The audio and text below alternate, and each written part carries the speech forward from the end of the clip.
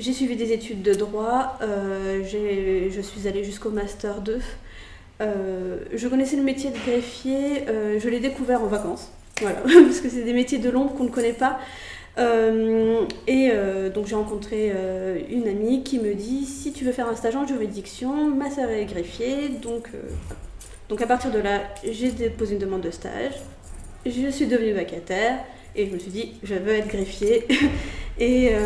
Donc j'avais gardé cette idée en tête depuis le début du coup de mes années de droit, mais j'ai voulu finir mes études de droit pour aller jusqu'au bout. C'est un concours qui est niveau bac+2, mais en réalité, la moyenne, c'est souvent un bac+4, voire bac+5. Donc, je vais continuer mes études tant que ça fonctionnait bien, et après, j'ai présenté le concours.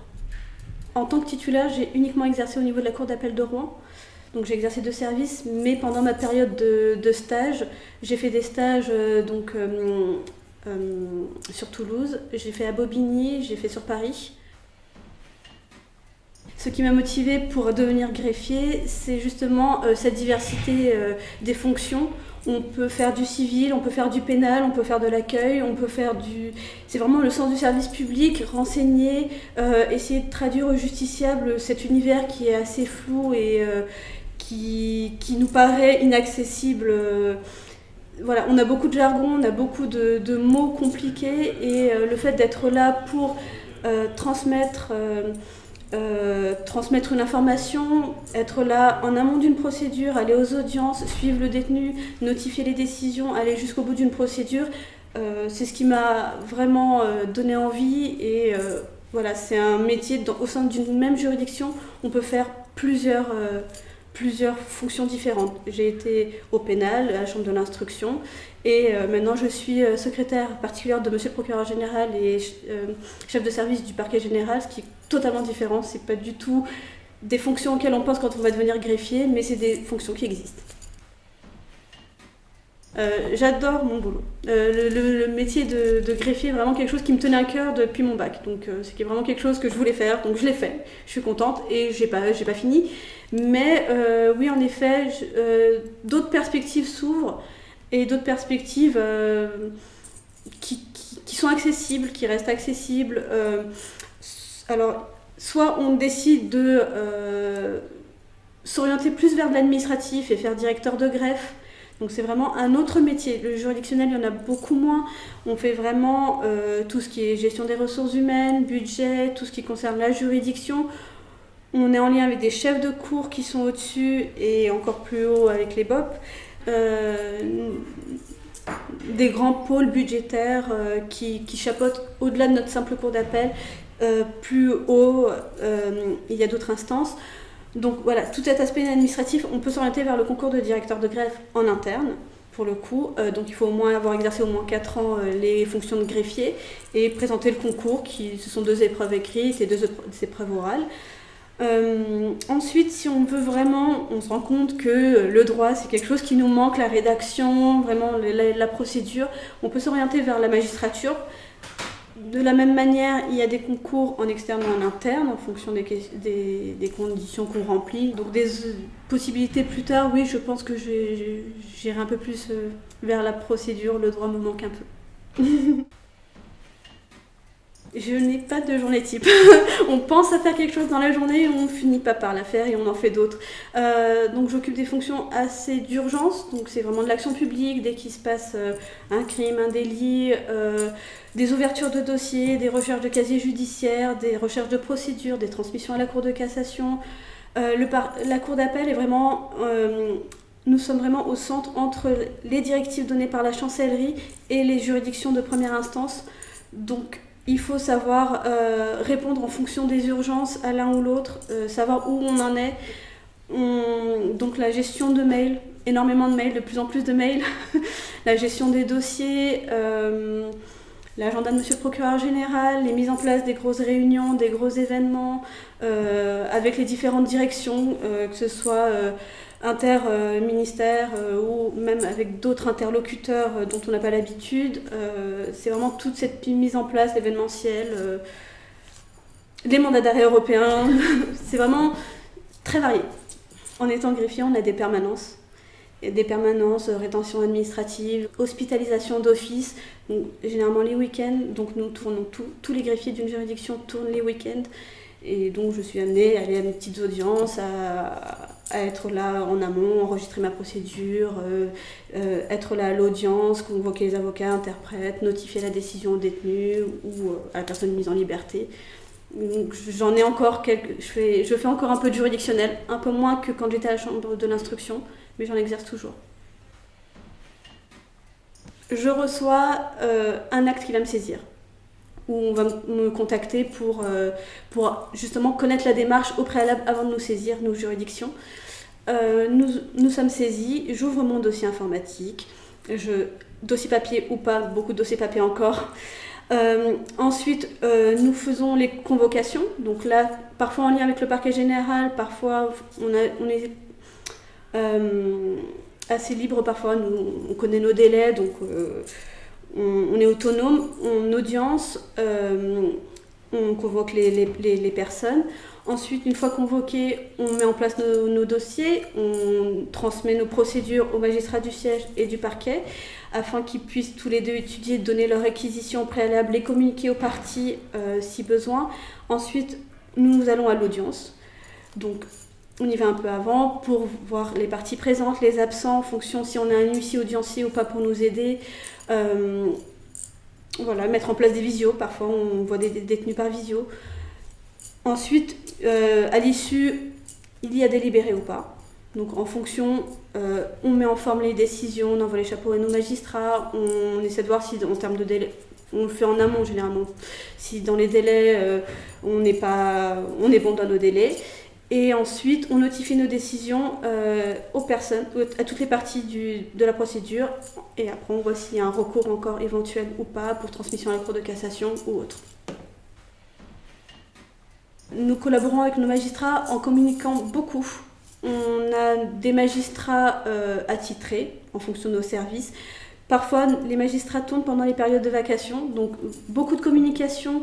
Dès qu'il y a une difficulté, on va les voir, on se déplace, on y va. Les magistrats viennent aussi très régulièrement, on leur soumet nos difficultés, on leur soumet les dossiers uniquement pour études, on essaie de jongler entre tout ça. On est l'interface pour le justiciable qui nous demande où ça en est quand c'est pas audiencé, pour savoir quand est-ce que ça peut arriver.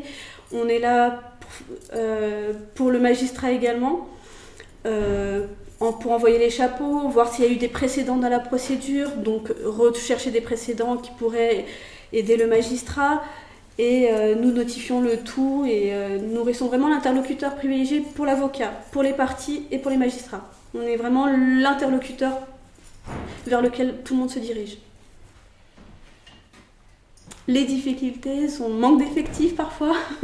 Là, c'est compliqué, donc on essaie de faire au plus vite. Il y a des procédures qui sont plus ou moins rapides. Donc, il y en a où sous 48 heures, il faut avoir rendu la décision. Donc, quand ça tombe à 19h, des mandats d'arrêt européens, des extraditions, des procédures vraiment d'urgence. Il y en a d'autres où c'est des délais un petit peu plus larges. Donc, c'est vrai que c'est plus au pénal où il y a des délais plus contraints. Au civil, il y en a également pour certaines procédures comme les référés. Donc voilà, c'est vraiment le travail dans l'urgence, donc on fait comme on peut. Le manque, voilà, c'est vraiment le manque de moyens parfois, donc on fait tout dans l'urgence, et c'est vrai qu'on a un peu moins le temps de vraiment bien connaître nos dossiers, nous en tant que greffier, même si c'est le rôle du magistrat, mais on fait parfois beaucoup à la chaîne. Mes fonctions que j'ai exercées à la chambre de l'instruction, c'est la continuité du parquet général. La chambre de l'instruction travaille en lien étroit avec le parquet général. C'est vraiment l'urgence. C'est tout de suite maintenant parce qu'on prend des mesures qui sont privatives de liberté. Donc voilà, il y a des mises sous bracelet, des contrôles judiciaires, des demandes de mise en liberté. Il faut pouvoir répondre et ne pas se tromper dans une mention dans nos jugements, dans nos arrêts à la cour d'appel. C'est vraiment ce qui est la spécificité, mais comme un autre greffe aussi, j'ai envie de dire. C'est vraiment ne rien oublier, vraiment la procédure, et aller jusqu'au bout, et on n'a pas le droit à l'erreur. Les procédures sont quasiment les mêmes. Quand j'avais un dossier à la chambre de l'instruction, il y en avait un au parquet général parce que ce sont des dossiers sensibles qu'on continue de suivre, et généralement ce sont en effet des dossiers criminels. Donc le parquet général, c'est le plus gros du contentieux, même s'il y a toute l'action publique, tout ce qui concerne après la gestion des grosses problématiques et politiques publiques, l'environnement, la santé publique. Donc il y a aussi cet aspect-là qui est au parquet général qu'il n'y a pas dans les greffes. Et la spécificité du parquet général, c'est vraiment on a une directive de la chancellerie qui arrive, comment la mettre en place dans l'urgence et la dispatcher au niveau de tout le ressort, donc tout ce qui est Seine-et-Maritimes et Eure. Voilà. Après, c'est le procureur général qui y travaille, mais il y a des petites mains.